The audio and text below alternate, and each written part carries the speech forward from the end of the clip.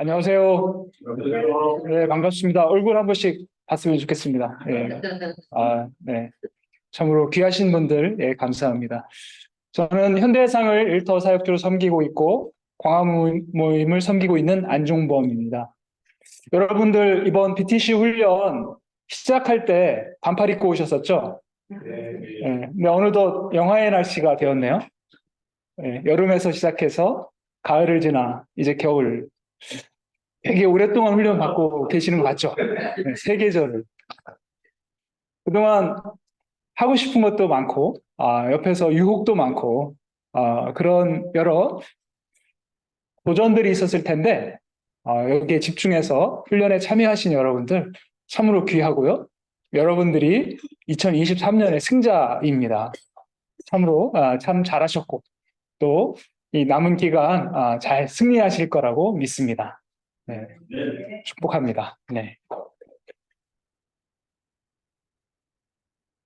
오늘 강의 앞에서 소개해 주신 대로 훈련으로 되는 제자에 대한 내용입니다. 여러분들 이 책 사전 과제로 이미 열심히 읽으시고 독후감도 제출하시고 또 오늘 또 토론을 위해서 미리 또 다시 또 읽고 여러 번 읽으셨죠? 별로 안 읽으신 사람도 있을 수도 있어요. 그럴 수도 있는데 이 책은 월터 헨릭슨이 쓴 책이고, 이제 이걸 이제 중심으로 해서 오늘 강의가 이루어지는데요. 예수님의 제자 사역의 본을 모델로 하고, 또 내비게이터의 사역 현장에서 이루어지고 있는 여러 원리들을 근간으로 해서 지어진 책이고, 제자 사역의 입문서라고 이렇게 소개가 되고 있더라고요. 이게 제자 사역에 있어서의 뭐 바이블이다 이런 건 아니고 입문서 수준. 나중에 이제 BTC2 훈련이나 이런 데 가보면 또 한 단계 또 다른 수준의 또 책들을 접하실 수가 있습니다. 여러분들이 지금 하고 있는 BTC 훈련 1에 걸맞게 또 입문서의 내용인데 내용이 상당히 귀하죠. 예. 여기 이 책의 디자인 보시는 것처럼 이 훈련으로 되는 제자라는 한글 위에 원제목이 써 있습니다. 이 원제목이 뭐라고 써 있냐면 Disciples are made, not born이라고 써 있습니다. 제자는 태어나는 것이 아니다. 만들어지는 것이다. 라는 그 주제인데요. 옛날 책 디자인의 책 위에 이렇게 제자는 태어나는 것이다. 이렇게 디자인되어 있습니다. 우리 정사라 자매님 이 책 갖고 있더라고요. 네. 물려받은 책인가 봐요. 이거 진짜 물려줄 수 있는 책인 것 같습니다. 좀 좋은 책인데요. 제가 20여 년 전에 훈련을 받을 때 훈련 시작 즈음에 해외 출장 일정이 잡혀서 상당히 좀 타이트하고 바쁜 상황이어서 훈련을 받아야 되나 말아야 되나. 하지만 이제 순종하는 마음 훈련을 받는데 사전 과제로 이 책 읽고 그 독후감을 써내라고 해서 이제 해외 출장 갈 때 이 책 가지고 이제 가서 거기서 이제 읽고 좀 어느 정도 정리를 해서 갖고 와서 이제 해야겠다라고 생각하고 비행기에서 이제 읽었습니다. 근데 비행기에서 놓고 내렸어요. 가는 비행기에 그것도 참 얼마나 읽었는지 제대로 읽지도 못하고 책 한 권 날리고 시간 허비하고 그러니까 이 과제를 내야 되는 그 타임 라인에 있어서는 좀 허비가 된 거죠. 부랴부랴 와서 책을 사서 하는데 역시 준비가 좀 부족해가지고 훈련 초반에 정말 여러 가지 꼬이고 엉키고 또 회사 일은 되게 바쁘고 그래서 생각보다 너무 어려운 훈련이구나라는 생각이 들어서 한 3, 4주차 되었을 때는 이거 계속 할 수 있을까? 이거 포기해야 되는 거 아닌가? 지금까지 내가 재수도 안 했는데 재수 없는 인생인데 이거 여기서 이거 한번 삐끗하는 것 같다 이런 생각이 들 정도로 위기 의식이 있었는데 하나님께서 은혜를 주셔가지고 말씀을 통해서 또 어떤 계기를 통해서 이 위기를 극복하고 훈련을 끝까지 수료할 수 있도록 해주셨고요. 훈련의 우선순위를 드렸을 때 하나님께서 회사 일이라든가 또 그때 시험을 앞두고 있었는데 중요한 시험을 앞두고 있었는데 시험도 합격하고 큰 은혜를 경험했던 기억이 있습니다. 여러분들도 이 훈련을 지금까지 거치면서 아마 각자가 갖고 있는 어떤 어려움을 직면하고 또 그것을 극복하는 과정들이 있으셨을 거라고 생각하는데요. 그 기억들 앞으로도 잘 기억을 하면서 여러분의 삶과 사역에 있어서 좋은 기억들과 또 교훈들이 되었으면 좋겠습니다. 예. 그러면 제가 기도하고 이 강의를 시작하도록 하겠습니다. 살아계신 아버지 하나님, 좋은 책 속에 담겨 있는 예수님의 제자 사역의 원리들과 또 훈련의 중요성에 대하여 오늘 저희가 함께 배우고 익히며 저희의 삶과 또 저희의 사역에 잘 적용할 수 있는 귀한 시간 되도록 함께하여 주시옵소서. 감사드리고 예수님의 이름으로 기도드립니다. 아멘. 네, 오늘 강의 목적을 우리 임명헌 형제님께서 한번 스크린을 보시고 읽어주시면 감사하겠습니다. 이 강의의 목적은 제자의 교회에 대한 인문 교훈의 내용을 통하여 그리스도께서 걸으셨던 길을 이해하고 제자 배가를 통한 주님의 사역 원리를 습득하여 사역에 적용하도록 돕는 데 있다. 네, 감사합니다. 예. 주님의 사역의 원리, 그 사역 원리라는 말이 참 이 강의에서는 중요한 부분인 것 같습니다. 주님의 사역 원리를 우리가 습득하고 배우고 그리고 이것을 나의 사역에 적용하도록 돕는 것이 오늘 강의의 목적입니다. 목차, 그동안 여러분들이 들었던 강의들의 목차와 비교하면 이 목차가 1번에서 8번까지 목차가 상당히 많죠.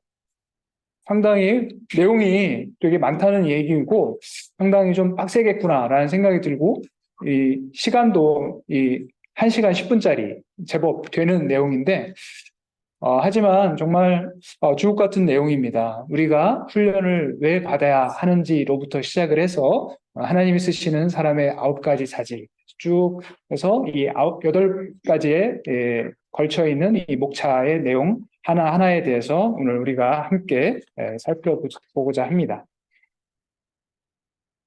여기 장표에 보시는 이거는 예수님의 사역을 도식화한 것입니다. 3년 반의 예수님의 공생애의 그 기간이 이제 핵심이고요. 여기에 보면 박스들이 이렇게 쭉 있죠. 이렇게 여기 박스들이 이렇게 쭉 있는데 이 박스들을 쭉 연결을 하면 이런 곡선이 됩니다. 이 곡선은 예수님의 인기 곡선이라고 할 수 있겠습니다. 예수님의 사역 초기와 중기에 정말 많은 사람들이 그 가르침에 놀라고 그 기적에 놀라고 정말 구름같이 허다한 사람들이 예수님을 환호하면서 따라다니고 정말 세상이 뒤집힐 것 같은 그런 상황이 있었지만 사역의 중기 이후 후기로 갈수록 사람들로부터 인기가 떨어지고 결국은 십자가에 달려 돌아가시는 그런 상황을 맞이하게 됐는데 이것은 예수님이 인기 관리를 못해서가 아니고 의도적으로 예수님께서 이런 상황으로 이끌어 가셨던 그 결과인 것입니다. 왜 그러느냐? 예수님께서는 제자들을 선발하고 그들에게 집중하고 또 그들을 재생산하는 그 사역에 집중하셨기 때문입니다. 그 이유는 수많은 사람들이 예수님을 따르고 몰려다녀도 예수님께서 이 세상의 사역을 마치시고 떠나시고 나면 그 무리들이 뭔가를 할 수 있는 것이 아니기 때문에 예수님께서 사역을 전수하고 계승할 그 제자들을 선발하고 그들을 양육하고 집중을 하셔야 했기 때문에 그들의 그 제자들에 집중하는 그 결과로 이런 상황이 벌어졌던 것이죠. 네. 우리가 제자 참 말을 많이 하고 나는 제자입니다. 이렇게 얘기를 하는데 우리도 제자의 사역을 감당함에 있어서 무엇에 집중하고 무엇에 더 열심을 또 시간과 에너지를 들여야 하는가? 네. 우리 인생에서 선택과 집중이 필요한데 우리는 무엇을 위해 헌신해야 하는가를 잘 보여주는 그런 도표라고 할 수 있겠습니다. 사례 연구가 있습니다. 사례 연구는 우리 오주형 자매님께서 한번 읽어주시면 감사하겠습니다. BTC 원년생의 고민, 인쇄 출판업에 오랫동안 종사해온 정과장은 직장 생활이 여의치 않아 훈련받기를 미뤄오다 드디어 올해 BTC형 훈련을 받기로 결단하였다. 시작은 열정적이었고 매우 흥미로웠으며 기대감으로 가득했다. 그러나 훈련 중반이 지날 무렵 회사는 너무 바빠졌고 중요한 계약 추진을 앞두고 직원들까지 예민해지면서 토요일 훈련에 집중하기가 어려워졌다. 게다가 그간 개인적으로 아킬레스건과 같은 문제였던 아내와의 감정적 불화까지 더해지면서 훈련에 집중하기가 어렵고 밀리는 과제까지 스트레스가 고조되었다. 정 과장은 자신이 지금 훈련을 제대로 받고 있는지 혼란스러웠고 훈련을 왜 받고 있는지가 의문스러워졌다. 예, 감사합니다. 정 과장의 이 사연이 공감이 되신 분 계십니까? 내 얘기하는 것 같다. 없으신 건가요? 아, 계시네요. 네, 참 위기 상황, 이 위기 상황인데 지금 여기 앉아 계신 걸 보니까 지금 이 위기 상황들을 극복을 해 나가시고 계신 과정이신 것 같습니다. 정말 잘하고 계시고요. 이 주님께 이 어려운 상황을 의지하고 맡기고 이것을 막 돌파를 해 나가면 그 다음에는 한 단계 어느덧 자기도 모르게 성장해 있는 그런 자신의 모습을 발견하게 되는데 정 과장과 같은 이런 상황, 아까 앞서 말씀드렸던 저의 상황도 어찌 보면 정 과장과 비슷한, 이 사람은 후반부에 좀 힘들었지만 저는 초반부에 힘들었었거든요. 그런 상황들 우리 사람마다 조금씩 다르긴 하더라도 이 훈련이라고 하는 거는 너무나 귀중한 코스이기 때문에 사탄이 또 세상이 그냥 호락호락 내버려두지 않는다는 것을 우리는 알 수 있습니다. 이런 도전 앞에서 우리가 이것을 그 앞에 무릎을 꿇지 않고 이것을 내 힘이 아니라 예수님의 힘으로 맞설 때 우리에게 승리의 기쁨이 뒤따라오는 것이죠. 잘 승리하시고 한 단계 더 성장하시기를 제가 바라고 기도하겠습니다. 감사합니다. 자, 오늘 본론에 있어서 첫 번째는 훈련을 받아야 하는 이유입니다. 본론으로 들어가기에 앞서서 한번 여러분 저를 한번 봐주십시오. 여러분은 왜 이 훈련에 참여하셨나? 임창인 형제님, 훈련 왜 참여하셨나요? 처음 들어왔을 때는 저도 똑같이 추천을 받아서 추천을 받았어요. 했습니다. 등 떠밀려서 오셨습니까? 처음에는 그랬어요. 그러셨습니까? 네. 남들이 하니까 해야 되는 건 줄 알고, 순장님이 안 하고 하니까 그래야 되나 보다라고 생각해서 이렇게 이제 할 수도 있어요. 그런데 우리가 좀 정도는 다르더라도 별 생각 없이 그냥 무턱대고 왔다가는 견디질 못하는 정도의 강도가 있는 훈련이죠. 또 많은 도전이 자꾸 우리 앞에 놓이게 되고요. 우리는 이 훈련을 왜 받는가? 무엇을 위해서 나는 훈련을 참여하고 있고 훈련을 내가 마쳤을 때는 나는 어떤 모습이 되어 있을까? 이에 대한 그런 것을 내가 생각을 하고 또 그려보고 해야지 이 훈련을 우리가 제대로 받을 수 있는 것이지 그냥 어찌어찌 하다 보니 그냥 등 떠밀려서 그냥 의뢰 그런가 보다 라고 한다면 그 효과를 우리가 충분히 누리지 못할 수도 있습니다. 나는 왜 훈련을 받아야 하는가? 이것이 이번 BTC 훈련뿐만이 아니라 앞으로 우리의 삶에 있는 여러 가지 다른 훈련들 그것들을 우리가 맞이하고 또 참여할 때 우리가 가져야 될 우리의 마음가짐인 것 같습니다. 우리 교재에서는 훈련을 받아야 하는 이유에 대해서 세 가지를 이야기를 해주고 있습니다. 첫 번째는 그리스도 안에서 성장하기 위해서라고 얘기를 하고 있습니다. 자, 여러분 태어났는데 자라지 않는 너무나 끔찍하고 불행한 일이죠. 육체적으로 자라지 않거나 몸은 컸는데 정신적으로 자라지 못하거나 그런 상태의 사람을 볼 때 얼마나 안타깝고 그 부모도 참 너무나 고통스럽고 그 당사자는 더욱 고통스러운 그런 일 아니겠습니까?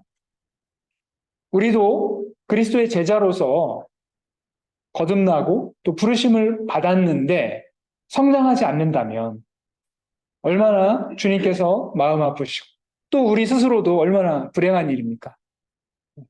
우리는 성장을, 걸맞는 성장을 해야 되는데 어느 정도냐?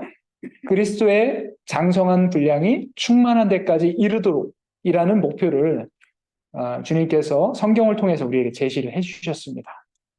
적당히 되는 데까지, 내가 할 수 있는 데까지가 아니라 그리스도의 분량에 이르기까지 성장하라는 목표를 주셨고요. 우리에게 그 목표를 이룰 수 있도록 하시기 위해서 여러 가지 훈련들을 우리 앞에 예비를 하셨죠. 그래서 우리가 순종하는 마음으로 참여를 할 때, 그리고 그 목표를 기억하면서 참여를 할 때, 우리는 어느덧 성장을 해 나갈 수가 있는 것이죠.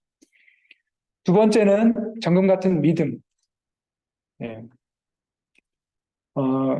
우리가 살아가면서 여러 가지 고난을 만나고 어려움을 만날 수가 있죠.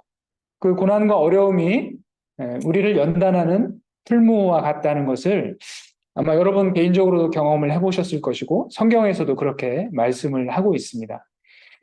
제가 신앙 초기에 참 많은 어려움이 있었습니다. 저는 대학교 1학년 때 처음으로 예수님을 영접을 했는데 저의 가정 배경은 불교였고 저의 시골에 계신 가족들뿐만 아니라 친척들, 그다음에 동네 어른들, 시골이다 보니까 온갖 분들이 저의 그런 개종에 대해서 엄청 극렬한 반대를 하시면서 한 집에 두 종교가 있으면 망한다 하면서 온갖 진짜 시골에 내려가기가 싫을 정도로 만나는 사람마다 그렇게 하고 또 얻어맞기도 하고 뭐 여러 가지 불이익을 당하고 하는 그런 어려움들이 있었습니다. 그때는 그런 핍박을 받는 것에 대해서 정말 너무나 간절했어요. 주님, 너무 어렵습니다. 이거를 이길 수 있도록 도와주시고 제가 주님을 버리지 않고 주님 안에 있도록 해주세요라는 그런 간절한 기도를 했었는데 그때 저에게 어려운 상황에서 시편 말씀을 이렇게 읽을 때 시편 말씀의 그 내용들이 너무나 저에게 와닿고 저의 그 진짜 불안하고 두려움에 이렇게 사로잡혀 있는 제 마음들을 꽉 잡아주시고 안아주시고 힘을 주셨어요. 말씀을 통해서 위로와 힘을 얻고 또 그런 어려움들 속에서 치열하게 나는 정말 이 길을 가야 하는가? 내가 믿으려고 하는 하나님은 정말 살아계신 분인가? 라고 하는 것에 대해서 치열하게 고민하고 또 기도하고 도전하고 말씀을 통해서 공급받는 이 과정들이 그때 있었기 때문에 나중에 인생을 살면서 여러 회의가 될 수 있는 상황, 어려운 상황들이 와도 그때가 기억이 나는 거예요. 우리가 고난이라고 하는 것이 참 견디기가 그 당시에는 어렵지만 그걸 견뎌냈을 때 우리가 정결하게 또 순수한 금과 같이 이렇게 변화되고 연단될 수 있고 그것이 그 이후에 성장하는 데 있어서 큰 밑거름이 된다는 것을 정말 확신합니다. 훈련을 받아야 되는 세 번째 이유는 주님의 제자로 쓰임을 받기 위함입니다. 여러분, 제자로 여러분을 주님께서 부르셨다는 것에 대한 확신이 있으신가요? 당연히 확신이 있으세요? 네. 이 확신은 참 중요합니다. 내가 너희로 사람을 낳는 어부가 되게 하리라. 주님이 나를 부르셨다는 그 확신이 없다면 언제라도 튀어나갈 수가 있어요. 그런데 그 확신이 있을 때 우리가 그 확신을 붙잡을 수가 있는 것이죠. 주님께서 우리를 부르신 목적은 무엇인가? 나를 왜 제자로 부르셨는가? 나를 통해서 주님의 나라가 선포되고 또 나와 같은 한 사람이 세워지는 것, 영적 재생산을 이루도록 주님은 나를 부르셨습니다. 여러분 디모데후서 2장에 나오는 말씀, 이 말씀 볼까요? 이 말씀을 우리 명찰이 안 보이네요. 우리 자매님께서 아까도 읽으셨어요. 죄송합니다. 오늘 제일 일찍 오신 자매님. 네. 자매님께서 이 말씀 한번 읽어주십시오. 내 아들아 그러므로 너는 그리스도의 선이 이제 내 가운데서 강하고 또 내가 많은 증인 앞에서 내게 믿는 말을 풍성한 사람들에게 부탁하라. 그들이 또 다른 사람들을 가르칠 수 있으리라. 네, 감사합니다. 네, 우리가 자, 영적 재생산을 하고 주님께서 부르신 제자의 삶을 살아가는 데 있어서 여러 훈련을 받으면서 우리가 가야 되는 과정에서 정말 중요한 것, 그리스도 예수 안에 있는 은혜 속에서 강해야 됩니다. 네. 나는 강하다고 생각하다가도 나보다 훨씬 센, 여러분 IQ 200 안 되시죠? 사탄이 엄청 고차원이잖아요. 사탄이 우리 그냥 손 꺾듯이, 팔 꺾듯이 우리 우습게 처리할 수 있는 능력을 갖고 있잖아요. 네. 그런 사탄 앞에 우리 스스로의 힘으로 할 수 없는데 그리스도 예수 안에 있는 은혜 속에서 우리가 강해질 수 있고 거기에 견뎌낼 수가 있는 것이죠. 또 우리가 나와 같은 한 사람을 세우는데 여기 우리 디모데후서 2장 2절에서 나오는 것처럼 바울이 디모데가 충성된 사람이 또 다른 사람들을 이렇게 가르치고 세우는 이 영적 4세대, 영적 재생산을 이루는 이 과정을 통해서 주님께서 우리를 제자로 부르신 그 목적에 합당하게 우리가 세워질 수 있고 또 세워갈 수가 있는 것이죠. 왜 안 넘어가요? 네. 두 번째로 하나님이 쓰시는 사람의 9가지 자질이 나와 있습니다. 참 아까 목차도 되게 많았는데 목차 8가지. 뭐 하나님 쓰시는 자질 9가지. 양들이 분량이 상당합니다. 저는 3을 매직 넘버라고 생각하거든요. 뭐든지 3가지로 딱 정리되고 3가지 딱 잡으면 이게 되게 효과적이다라고 생각하는데 3 넘어가면 힘들어합니다. 근데 3의 3배수 9개나 돼요. 되게 많아요. 근데 하나씩 보면 맞는 말이에요. 우리 9가지 많지만 한번 살펴보도록 하겠습니다. 9가지 중에 먼저 3가지 한번 살펴보도록 하겠습니다. 그 자질 첫 번째가 하나님이 제시하신 삶의 목표를 자신의 목표로 받아들이는 사람. 마태복음 6장 33절, 마륙 33. 우리가 평생 기억할 그 구절입니다. 마륙 33, 그죠? 제자로서 산다고 할 때 우리는 무엇을 위해 사는가? 예수님께서 우리의 삶의 목표를 제시하실 때 너희는 먼저 그의 나라와 그의 의를 구하라 라고 이렇게 제시를 해 주셨습니다. 우리의 삶의 목표는 잘 먹고 잘 사는 것, 경제적 자유를 누리는 것, 웰빙, 뭐 소확행, 이런 세상에서 유행하는 그런 것들에 빠져나가는 것이 아니라 먼저 그의 나라와 그의 의를 구하면 너희가 무엇을 마실까, 무엇을 먹을까 하는 염려라든지 그 모든 것들을 너희에게 더하여 주실 것이라는 약속을 덧붙이면서 명령을 하셨습니다. 네. 사람들은 한 번뿐인 인생 정말 즐기면서 자유롭게 살자라는 이야기들을 참 많이 합니다. 네. 한 번뿐인 인생 이걸 하면 제가 떠오르는 게 있는데요. 저희 교회 대학부에 구호가 있습니다. 제가 대학부 출신이 아니어서 전 청년부 때 저희 교회를 처음 왔거든요. 청년부 출신이라서 그 정확하게 잘은 모르는데 되게 멋진 말이에요. 우리 교회 대학부 출신은 우리 김상만 간사님은 뭐 엄청나게 구호를 외치셨을 것이고 그래서 잘 아실 것이라고 아까 그래서 여쭤봤는데 오래돼서 까먹으셨더라고요. 근데 죽을 것 같아요. 우리 김상만 간사님이 저 여기 이번 이 강의 추천을 해주셨거든요. 제가 존경하는 순장님이 강의 추천을 해주시는데 어떻게 마다를 하겠습니까? 순도하시고 알겠습니다 이랬는데 덕분에 제가 이거 준비한다고 고생 많이 했는데 밥 사주세요. 사실은 이거 준비하면서 정말 귀한 내용들 다시 되새길 수 있고 다시 점검할 수 있고 참 너무나 은혜가 돼서요. 제가 밥을 사드려야 될 것 같습니다. 네. 저희 교회 대학부에서 한 번뿐인 인생 속히 지나가리니 오직 그리스도를 위한 일만 영원하리라 라는 구호를 항상 외치고 있습니다. 네. 정말 우리의 한 번뿐인 이 인생에 있어서 우리가 무엇을 위해서 어떻게 살아야 할까? 네. 무엇이 남는가?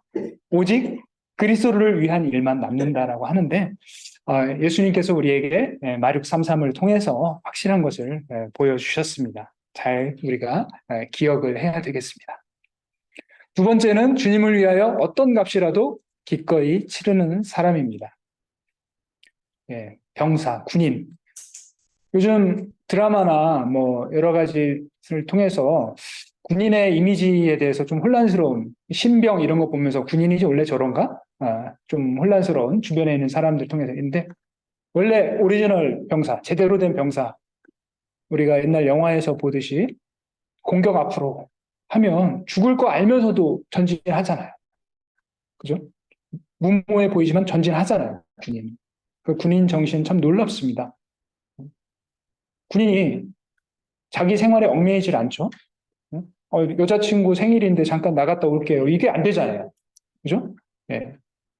군인은 군인다운 그런 자기 생활에 얽매이지 않고 나를 부르신 일을 기쁘게 하기 위해서 충성하기 위해서 헌신하는 그런 주님을 위해서 어떤 값이라도 기꺼이 치르는 그런 군인의 자세로 병사의 자세로 우리가 우리의 시간과 물질과 생명과 여러 가지 대가들을 지불을 하면서 우리가 나아갈 때 하나님께서 우리를 사용하실 수가 있습니다.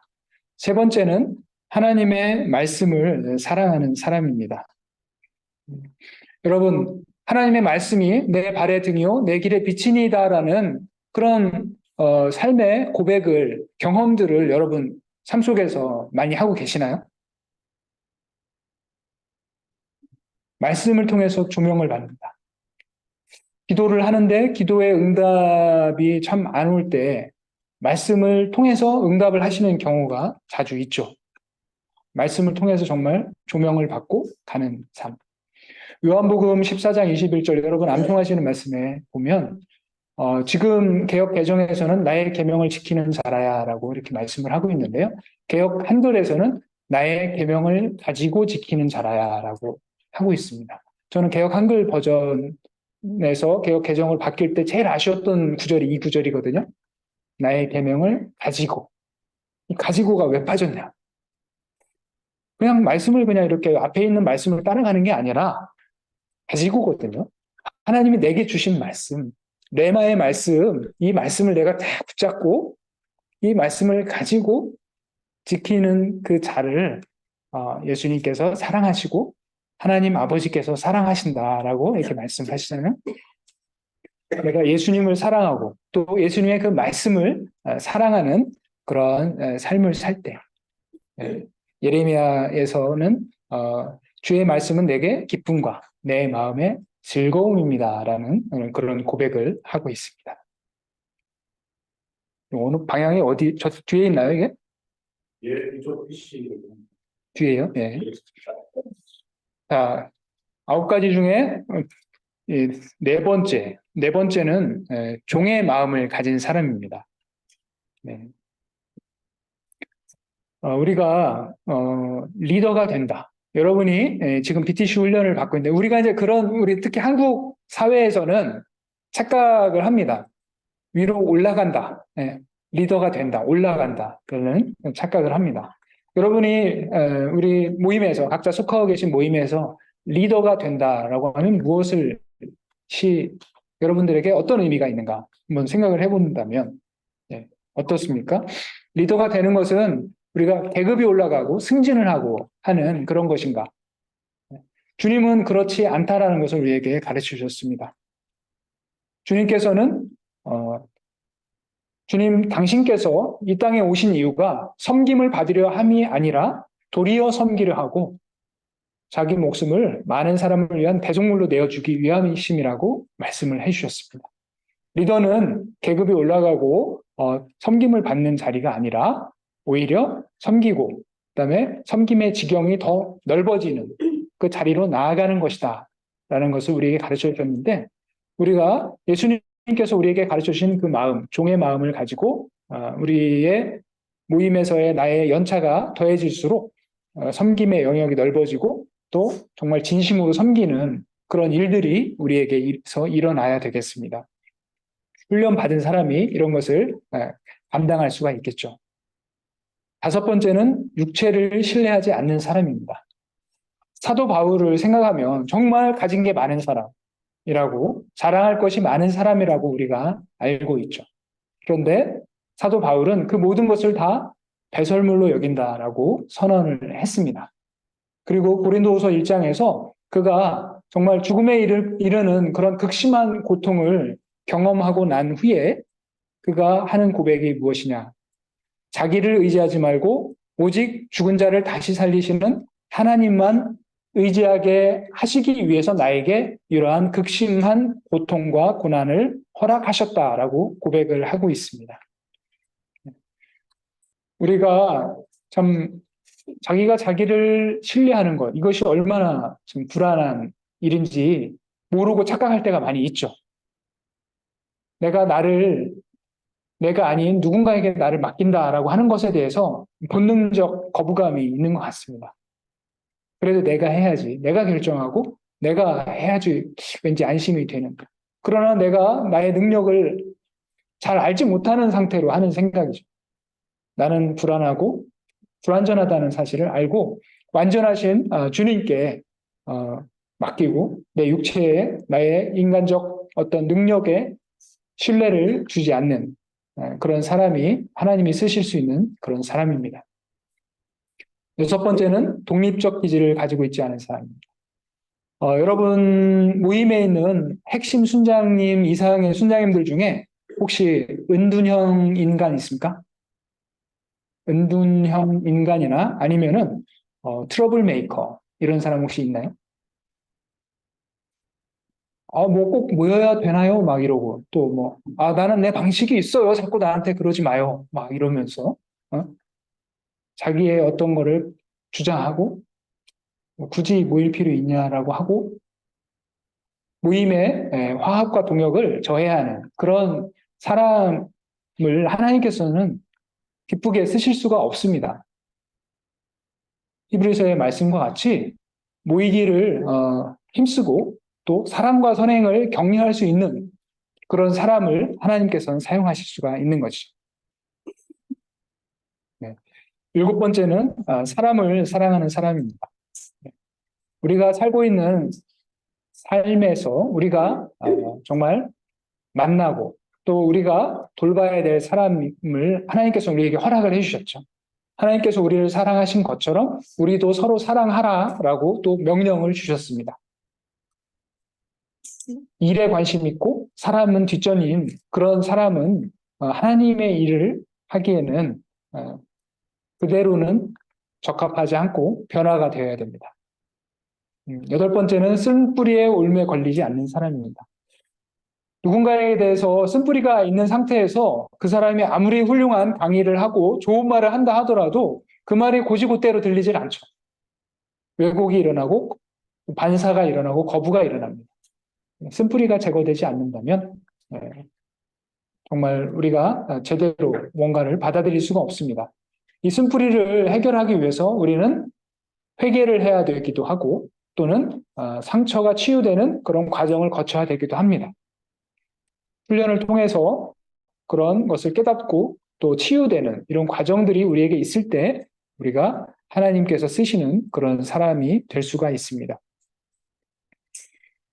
네, 그리고 아홉 번째는 자기의 삶을 훈련할 줄 아는 사람입니다. 우리는 살면서 이제 우리 여러분 기도하는 것 중에 있잖아요. 다른 사람들이 그런 기도하는 거를 들을 때 저는 약간 이러는 게 있어요. 그게 뭐냐면 주님 아무 일 없게 해주세요. 이런 내용으로 이렇게 기도하는 경우들 은근 있습니다. 꽤 있습니다. 혹시 여러분들 기도할 때 그렇게 기도하시나요? 아무 일 없게 해주세요. 만약에 아무 일 없게 해주셨다면 요셉이 애굽의 총리가 될 수가 있었을까요?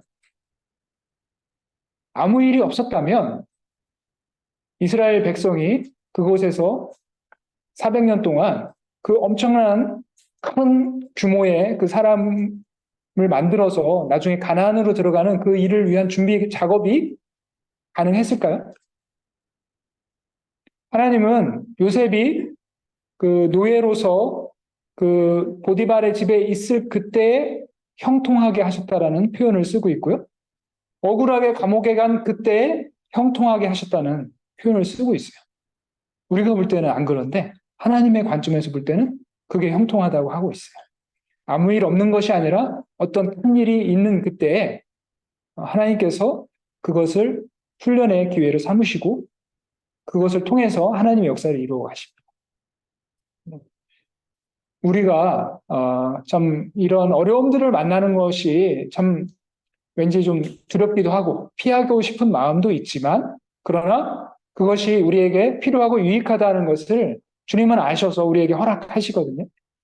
사람이 감당할 시험밖에는 너희에게 당한 것이 없나니 우리가 감당할 수준까지 우리 하나님은 허락을 하시고 또한 피할 길을 내사 능히 감당하게 하신다는 그것을 알면서 그런 것 앞에 피하지 말고 맞서고 그다음에 또 그런 고난뿐만 아니라 또 우리가 영적 훈련들 베이직을 견고하게 하는 것과 같은 이런 또 BTC 훈련과 같은 이런 훈련들을 우리가 참여하고 또 스스로를 훈련할 때 하나님께서 쓰실 수 있는 귀한 하나님의 사람이 될 수가 있습니다. 네. 이 하나님이 쓰시는 사람 9가지, 1번부터 9번까지 이렇게 다시 한번 쭉 보면 정말 하나하나가 정말 귀하고 중요하다는 것을 알 수가 있겠습니다. 네, 이번에는 훈련에 임하는 자세에 대해서 2가지 관점에서 첫 번째는 훈련 대상자의 관점, 두 번째는 훈련자의 관점에서 각각 알아보도록 하겠습니다. 훈련 대상자의 입장에서 본다면 첫 번째 기꺼이 훈련을 받으라. 자원하는 마음이 필요하죠.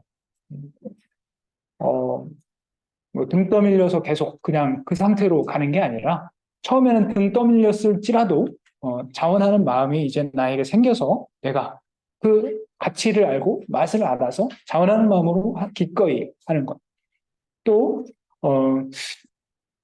내가 할 수 있을 정도만 하는 것이 아니라 정말 내가 하기 힘든 수준까지도 기꺼이 하는 이런 훈련을 받아야 하는 것. 두 번째는 우선순위의 문제가 있습니다. 아까 그 병사가 우선순위를 들이지 않고 자기 생활에 얽매이는 그것에는 심각한 문제가 있다고 잠깐 언급을 했는데요.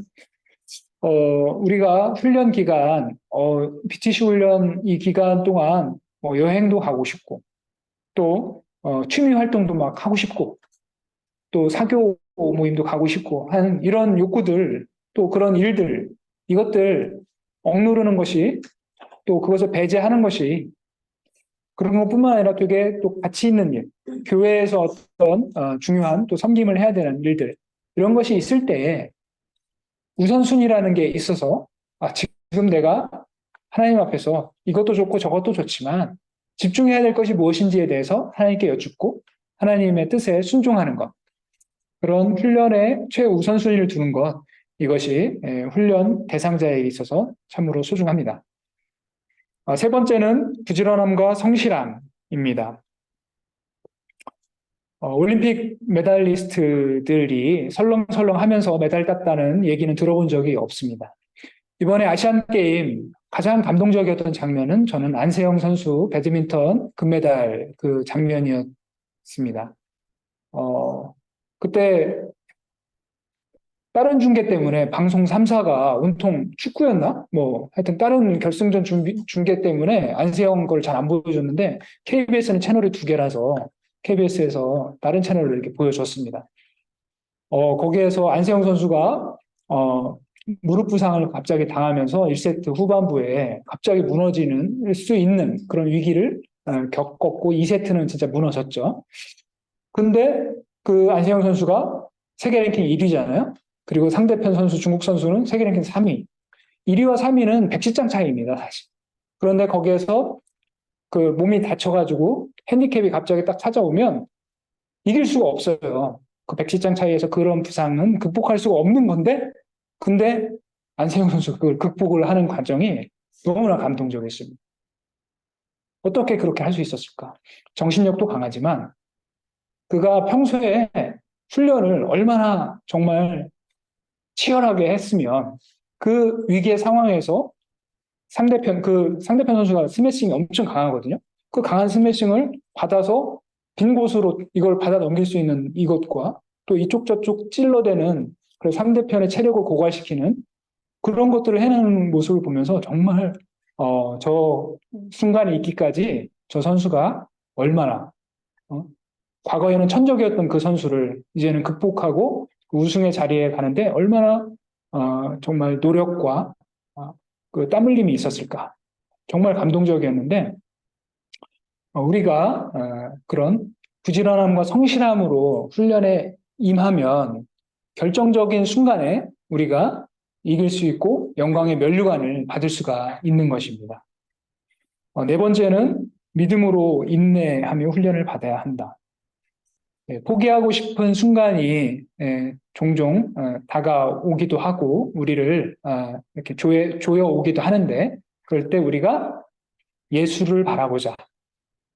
그 예수님께서 십자가를 참으사 부끄러움을 개의치 아니하신 예수님을 바라보고 우리가 그 앞에 놓인 그 어려움, 두려움을 극복할 수 있다라고 이야기하고 있습니다.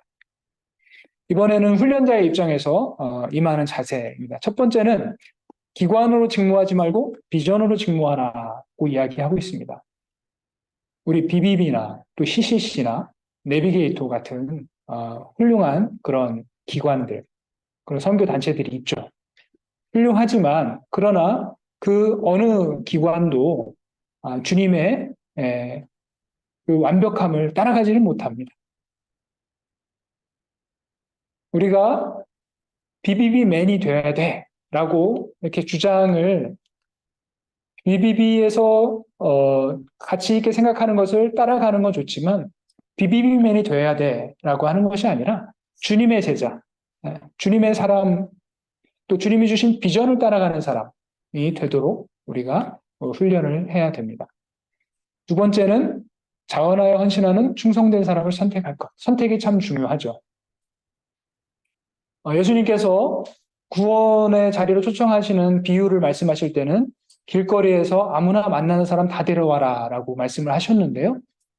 제자를 선발하는 데 있어서는 쟁기를 잡고 뒤를 돌아보는 자는 합당하지 않다고 말씀하시고 여우도 굴이 있지만 제자는 대가지불을 미리 감내하고 결심하고 이 자리로 나와야 한다라고 그렇게 말씀을 하셨습니다.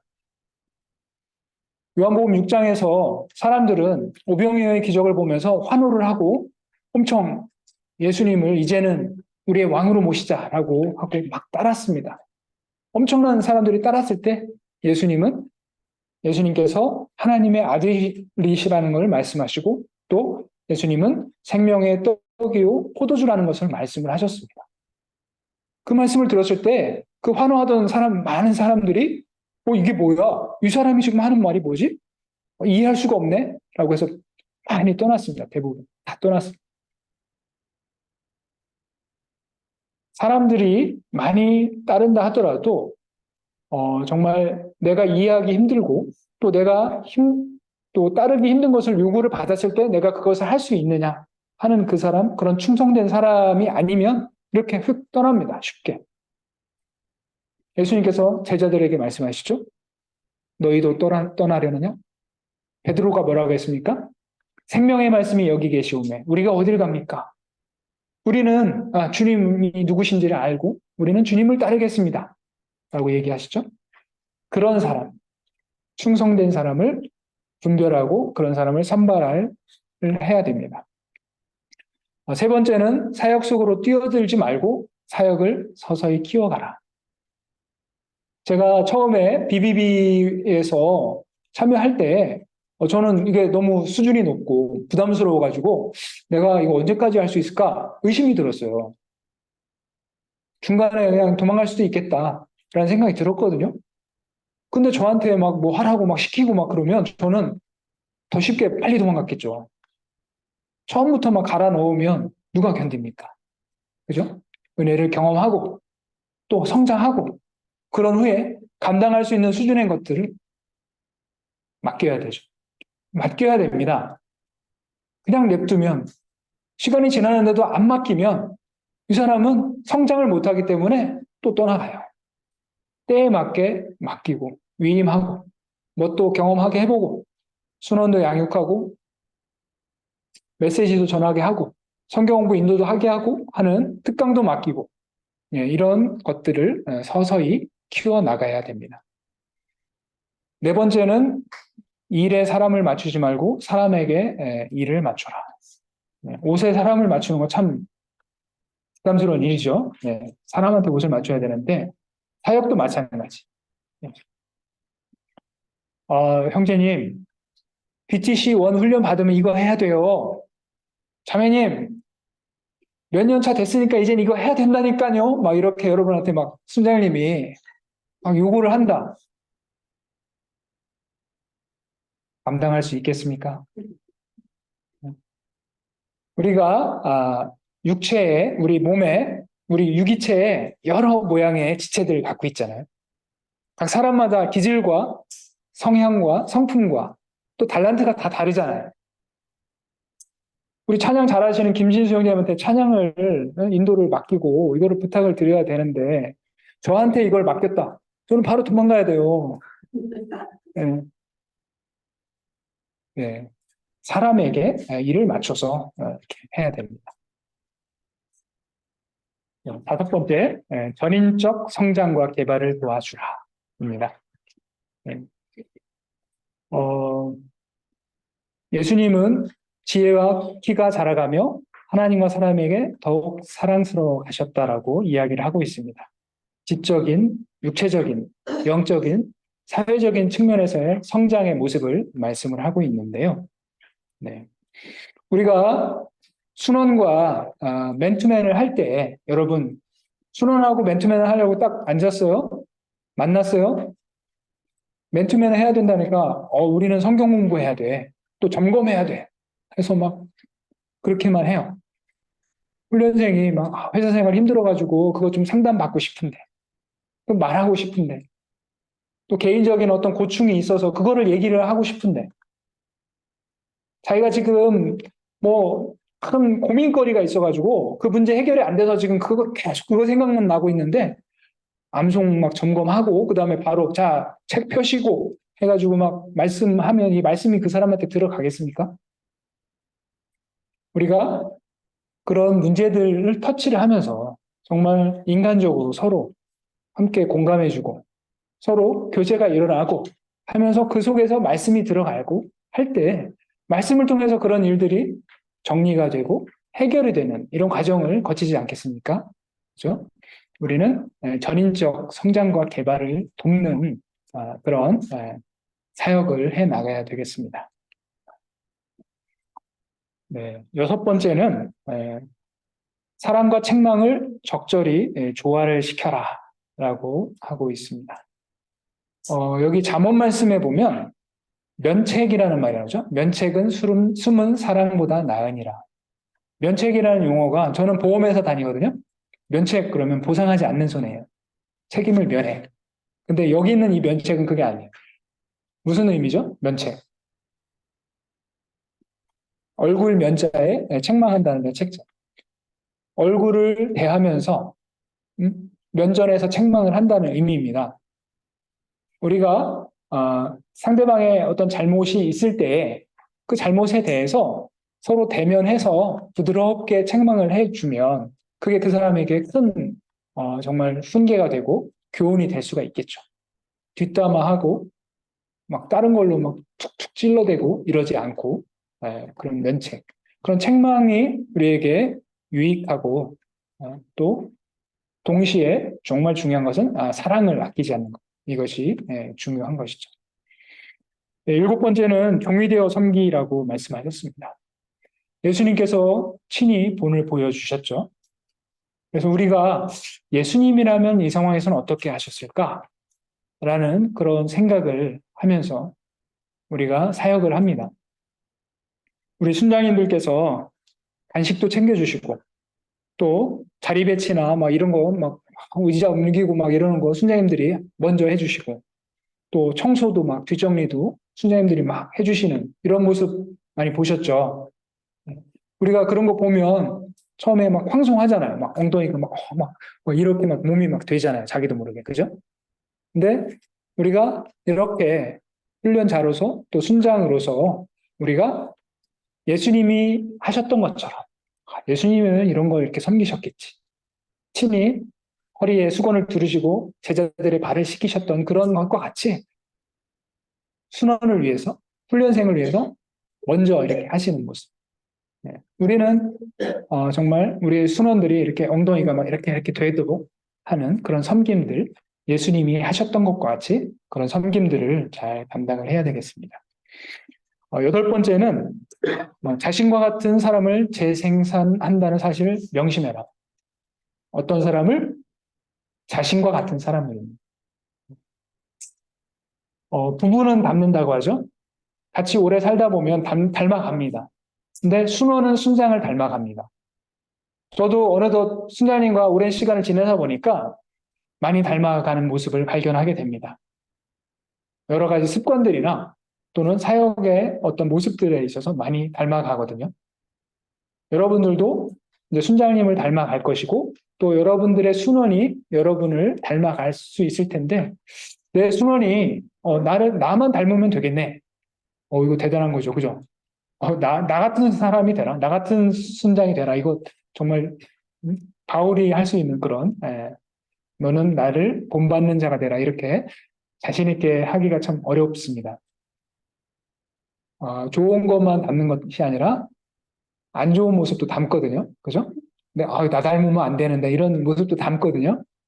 우리가 그런 나를 닮는 사람이 되도록 하기 위해서 정말 내 스스로 나를 훈련시키고 하는 그런 것들이 필요하다는 것을 알 수 있습니다. 제자의 삶에 있어서 빼놓을 수 없는 개념이 대가 지불입니다. 대가를 지불하는 것, 제자가 치러야 될 대가에 대해서 세 가지를 말씀하고 있습니다. 첫 번째는 지속적으로 주님의 뜻에 순종하고 손해를 감수해야 된다는 것인데요. 또다시 마륙 33이 나옵니다. 우리가 지속적으로 하나님의 뜻을 순종하는 것은 우리의 삶에서 정말 가장 중요한 출발점이기 때문에 계속해서 이 말씀이 너희는 먼저 그의 나라와 그의 의를 구하라는 말씀이 계속 나오는 것 같습니다. 제가 예수님을 만나고 제자로 살고자 결단을 했을 때에 회사에서 좀 술 문제 부분을 놓고 참 되게 저는 술을 그래도 마셨었거든요. 근데 되게 고민하면서 정말 결단을 했습니다. 이제 한번 이렇게 결단을 하면 다시 돌이킬 수 없는데 내가 할 수 있을까? 감당할 수 있을까? 제 회사가 현대거든요. 현대 느낌 아시죠? 할 수 있겠어? 막 이런 막 푸시한 이런 것도 막 있거든요. 근데 정말 결단했어요. 결단하고 이제 하니까 시간이 좀 지나니까 이제 어느 날 팀장님이 저한테 야 너는 참 일도 잘하고 참 칭찬하시더니 다 좋은데 술을 마셔야 돼. 술을 마셔야지 말이야. 나중에 네가 관리자가 되면 직원들하고 고충도 이렇게 얘기할 수 있고 서로 통할 수가 있고 이러면서 술 마시는 거를 권면을 하시더라고요.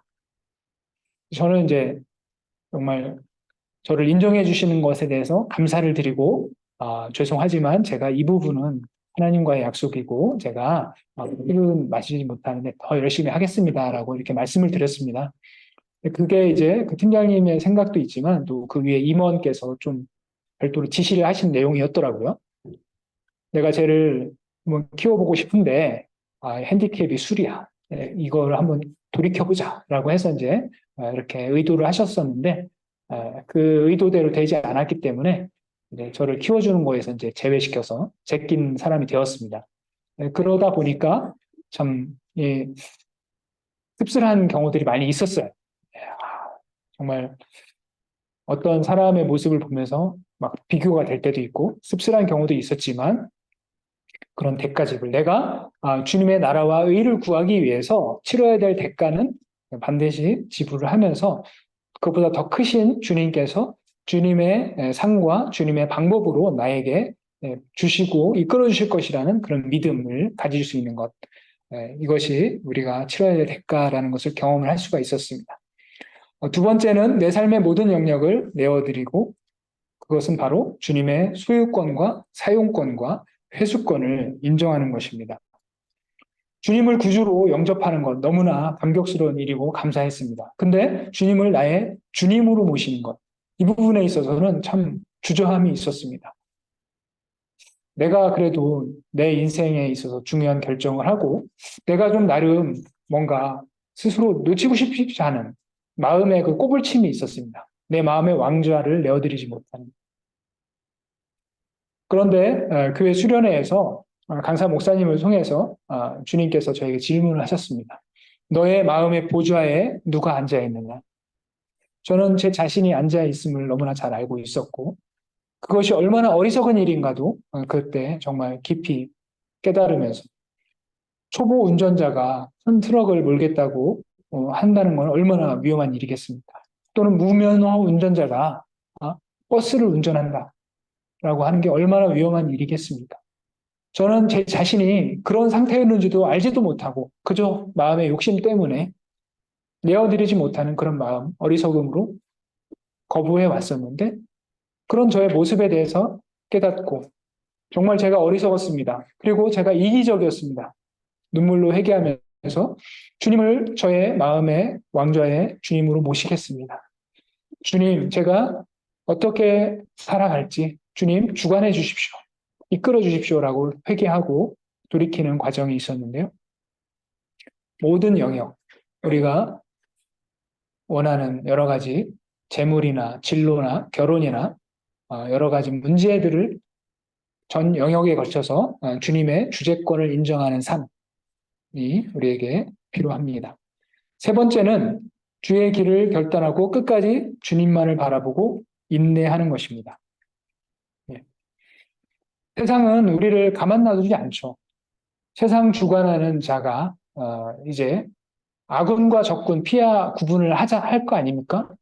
여러분, 마귀에게 여러분은 뭘로 식별이 되어 있으신 존재이신가요? 마귀에게 아군으로 되어 있다.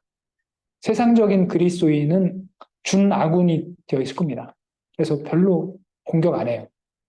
근데 제자로 살겠다. 그러면 적군, 분류가 표식이 딱 여러분들한테 표식이 달려 있어가지고 사사건건 시비를 걸어오죠. 그때 결단하고 인내하는 그런 과정이 필요합니다. 제자를 훈련시키는 방법 있는데요. 양육, 첫 번째 양육입니다. 양육에 있어서 관심과 보호 조치 참 중요합니다. 제가 구원을 받고 구원을 받은 이후에 저한테 갑작스럽게 막 재미있는 것들이 막 다가왔었습니다. 하숙집에서 당구 치고 포카 치고 하는 게 너무 재밌었어요. 그래서 거기에 폭 빠져 살다 보니까 뭐 이거 옆으로 살 것 같은 그런 위기가 있었는데 그때 하나님께서 저에게 저의 그런 문제에 대해서 너의 본토 친척 하숙집을 떠나라. 그리고 내 순장이 우거하는 하숙집으로 장막을 옮겨라. 그래서 이제 거기서 같이 살면서 정말 보살핌을 받았거든요. 관심과 보호 조치 정말 중요합니다. 두 번째로 영양 공급. 영양 공급 중요한 거는 스스로 이 섭취할 수 있는 능력을 길러주는 것. 요즘 유튜브 보면 정말 훌륭한 목사님들 설교 참 많이 있고, 또 심지어 또 큐티를 하는 것도 CGN TV나 이런 데서 막 해주시잖아요. 그죠? 사람들이 맛있게 떠먹여주는 거 그냥 받아먹고 그걸 딱 끝내고 이렇게 하면 성장을 할 수가 없습니다. 내가 맨땅에 헤딩하는 것 같고 힘들지라도 내가 스스로 묵상하는 훈련, 이거를 해야 됩니다. 그다음에 사랑과 친절, 참 우리가 인격적으로 이렇게 하는 것. 그다음에 용납의 분위기. 용납의 분위기에 있어서는 자기의 허물조차도 걸키지 않고 이렇게 공개하고 또 기도 요청하고 하는 이런 과정이 필요하겠습니다. 두 번째는 베이직 라이프의 훈련입니다. 네, 우리 수레바퀴 예화, 수레바퀴 6가지 요소 잘 아시죠? 잘 아실 거라고 생각합니다. 네, A 시리즈 암송할 때 A 시리즈 우리 69절 암송에 있어서 이 6가지 요소를 우리가 암송을 하고 있잖아요. 네, 이 수레바퀴에서 우리가 주제권과 또 그리스도께 순종하는 것, 그리고 말씀, 기도, 교제, 전도에 이 내 살이 균형 있게 성장하는 것, 이것이 중요한데요. 이 4가지 사례에 있어서 기도, 나는 언제, 얼마나 기도하는가, 또 나는 어떤 식으로 기도를 하는가, 안구 위주로 하는가, 주님과 깊은 교제를 하면서 하는가, 주의 음성을 들으면서 하는가. 말씀에 있어서 말씀 여기에 이제 육신화라는 언급이 나와요. 육신화. 육신화는 우리가 정말 나의 것으로 내가 말씀을 받아들이고 익혀서 습관화되고 내가 말씀을 따라 살아가는 그런 단계로까지 나아가는 게 육신화입니다. 또 전도. 여러분 이번 훈련 받으면서 전도하려고 하다가 거절당한 경험 많이 있으시죠? 참 마음 아픕니다. 마음 아프지만 내가 거절당하는 것이 아니라 우리 주님께서 거절당하신 걸 내가 따라가는 과정. 우리 지난번 금전로 갔을 때 그 사람들처럼 그렇게 하면 얼마나 좋아, 그죠? 딱 양처럼 앉아갖고 얼마나 좋아. 안 그래요, 그죠? 네, 수많은 거절 속에서 맨투맨, 순장님과의 맨투맨, 또 모임 속에서 다른 순장님, 다른 지체들과의 교제, 또 함께 취미 활동도 하고, 또 교회에서 또 교제하고 하는 그런 베이직 훈련들이 꾸준하게 되는 것. 이 베이직 훈련 과정과 관련해서 C.S. 루이스가 아침에 일어나서 가장 먼저 해야 할 일에 대해서 이렇게 해준 이 동영상이 있더라고요. 동영상의 내용 중에 제가 핵심적인 내용을 한번 옮겨 적어 봤는데요. 우리 자아를 포기하고 주님께 내어드리는 그 일, 그게 참 어렵지만 근데 또 그게 또 쉽다라고 얘기를 합니다. 여러분, 잡초가 무성한 풀밭에 밀의 씨를 뿌린다고 밀이 자랄 수가 없습니다. 그렇다고 잡초를 잘라버리고 밀을 뿌린다면 여전히 뿌리가 남아있기 때문에 또 잡초가 올라옵니다. 잡초의 뿌리 자체를 뽑아내야 됩니다. 마찬가지로 우리도 우리의 어떤 뭔가 좀 가지만 쳐내는 그런 것이 아니라 뿌리를 뽑아내는 과정이 있어야만 한다. 그리고 예수님께서 우리를 원하시는데 자아 전부, 우리의 뿌리를 뽑아내는 것 같이 우리의 전부를 우리가 악하다고 생각하는 것뿐만 아니라 좋다고 생각하는 것, 그런 모든 것까지 다 넘겨달라라고 주님은 우리에게 말씀하신다. 그러면 주님께서 새 자아를, 주님의 자아를 우리에게 주신다라고 약속하셨다. 그래서 맨 마지막 문장을 보면 매일 아침 가장 먼저 해야 할 일은 밀려오는 자연적 자아와 욕망들을 모두 던지고 주 예수 그리스도의 음성에 귀를 기울이며 그분이 주시는 새 자아를 받아들이는 것. 아침마다 이거를 내가 계속 갱신을 한다면 우리는 날마다 새로워지고 날마다 성장을 해나갈 수 있습니다. 우리의 수레바퀴가 점점점 커갈 수가 있겠습니다.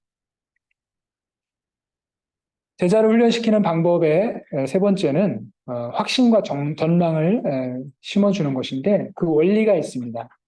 오늘 원리라는 게 많이 강조된다고 말씀드렸잖아요. 어떤 방법보다는 원리를 강조하라. 또 기술보다는 필요에 초점을 맞추라. 외적 변화보다는 사고 방식의 변화를 도와주라. 또 어떤 지식보다는 하나님을 신뢰하는 방법을 가르쳐라. 하나님을 신뢰하는 법을 경험할 수 있도록 해주는 것. 이것을 도와주라고 얘기를 하고 있습니다. 쓸 게 좀 많죠. 이게 시험에 날 수도 있겠죠. 그죠? 저는 시험 문제는 잘 모르지만 뭔가 쓸 거 있으면 나올 것 같습니다. 네 번째는 은사와 부르심. 사람들과 잘 어울리도록 하고 또 그 사람의 은사에 맞게 그 사람의 수준에 맞게 해야 됩니다. 우리가 이번 BTC 훈련 1단계를 받았는데 우리가 이 훈련 이후에 우리가 아마 어떤 뭐를 이렇게 맡기는 그런 과정들이 있을 겁니다. 순장님 맡기실 때 자기에게 은사에 맞는 거를 맡기실 때 이렇게 기껍게 그런 것들을 감당을 한다면 우리는 더 성장을 할 수가 있겠습니다. 배가의 원리 정말 중요하죠. 여러분들이 앞에 강의에서 지상명령의 순종과 제자훈련의 목표라는 그런 강의를 들었을 것이고 거기에서 이 승법 번식의 중요성을 배웠을 것입니다. 코로나 팬데믹을 거치면서 많은 교회들이 그저 교회만 다니던 교인들이 떨어져 나가고 또 훈련되지 않은 많은 사람들이 떨어져 나가는 것을 경험을 했습니다. 제대로 훈련되지 않은 사람은 어려움이 닥쳤을 때 견디지를 못하고 떨어져 나가죠. 우리가 정말 제대로 그 훈련이 되었을 때 그리고 이 훈련을 통해서 이 승법 번식이 되고 재생산이 되었을 때 우리의 사역이 지속될 수가 있습니다. 우리 주님께서 우리에게 주신 방법이고 우리가 이 주님의 승법 번식 재생산의 이 원리를 따라갈 때 주님께서 우리에게 명령하신 지상 명령 성취에 우리가 기여를 할 수가 있습니다. 네, 7번째 생애 목표 설정입니다. 하나님의 목적에 맞출 때 우리의 의미가 있습니다. 예수님께서 나를 보내신 아버지의 뜻은 믿는 자 모든 자들이 영생을 얻게 하려는 것이라고 말씀을 하시면서 평생을 거기에 헌신을 하셨습니다. 우리도 우리를 향하신 나 개인을 향하신 하나님의 그 목적을 기억하고 그것에 헌신하는 것. 그것이 의미가 있는 것이고 두 번째 인생의 진정한 목적을 할 때 나의 목표가 의미가 있다. 사람을 낚는 업으로 우리를 부르셨는데 그것을 우리가 기억하고 그러한 삶을 사는 것. 세 번째는 영적 재생산. 정말 계속 강조되고 있죠. 영적 재생산을 이루는 것. 그리고 네 번째는 하나님을 위하여 사람들을 세우는 일에 나의 삶을 투자하는 것보다 더 큰 삶의 목표는 없다. 데살로니가전서 말씀에 너희를 사모하여 하나님의 복음뿐 아니라 우리의 목숨까지도 너희에게 주기를 기뻐한다라고 고백을 하고 있습니다. 우리 순장님들이 우리를 섬겨주실 때 얼마나 헌신적으로 섬겨주시는지 참 감동적이죠. 나도 내 순원을 정말 부모가 자녀를 그렇게 섬기듯이 그렇게 섬길 때 그 섬김이 참 가치가 있고 영원합니다. 다섯 번째, 하나님이 원하시는 일에 모든 것을 드릴 때, 우리의 모든 것을 드릴 때 하나님께서도 우리에게 모든 것을 채우신다. 너희는 먼저 그의 나라와 그의 의를 구하라. 그러면 이 모든 것을 너희에게 더하시리라는 그 약속 기억합니다. 마륙 3:3. 그 다음에 여섯 번째, 하나님이 쓰시는 사람으로 사는 것이 생애 가운데 최고의 특권이다. 우리가 왕 같은 제사장, 거룩한 나라, 그의 소유가 된 백성이다. 얼마나 감격적인 일입니까? 우리는 특권을 얻은 자라는 것을 기억을 해야 되겠습니다. 끝으로 적용점 찾기입니다. 여러분들이 잠시 후에 이 내용을 가지고 토론을 하는 걸로 알고 있습니다.